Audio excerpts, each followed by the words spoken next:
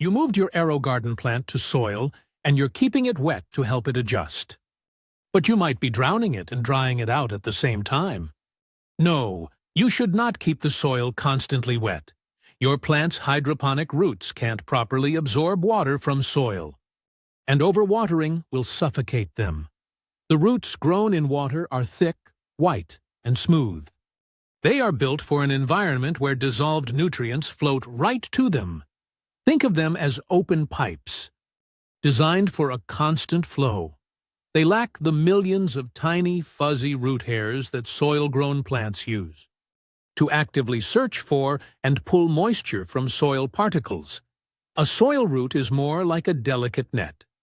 So even when the soil is damp, your plant can be wilting from thirst. Its water-adapted roots are functionally blind. Your instinct is to add more water, but this is a trap. When you saturate the soil, you push out oxygen. Those waterborne roots, unaccustomed to this, begin to suffocate and rot. Before the plant has any chance to grow new roots, its original system is already dying. You are trying to solve thirst with suffocation. There's also a hidden barrier you can't see. A thin, slimy biofilm from the hydroponic system often coats the roots. This film prevents them from making good contact with the soil particles and the tiny air pockets they need to survive. It's like trying to grow a plant wrapped in a thin layer of plastic. Your main job is to manage this transition for about 2 weeks. First, prepare the roots for their new home. When you take the plant out of the AeroGarden, gently tease the roots away from the plastic or peat sponge. Under a gentle stream of cool, running water, carefully rinse the roots. You want to wash away that slick biofilm. You'll feel it go from slippery to slightly grippy. This gives the roots a clean, direct start in the soil. Next, you must harden the plant off before it even touches soil. This is the most important step.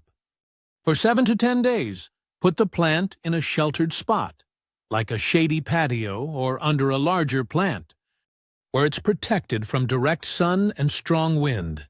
You're slowly getting it used to lower humidity and fluctuating temperatures. Each day, give it a little more light, maybe an hour of gentle morning sun, then 2.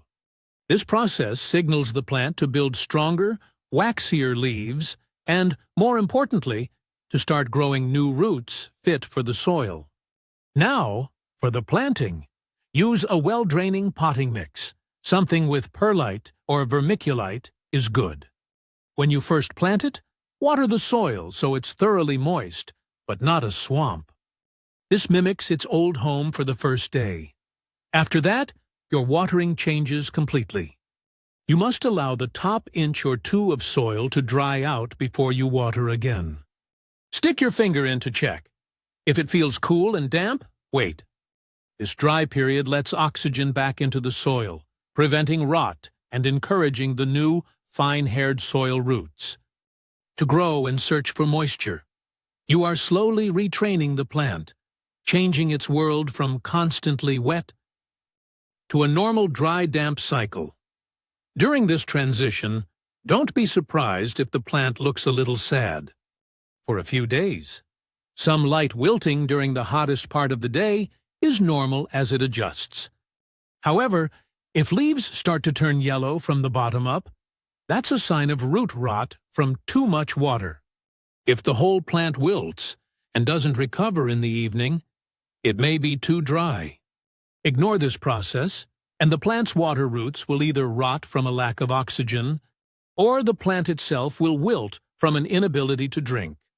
You have to manage both problems at once. Let me know what plant you're moving and your zone.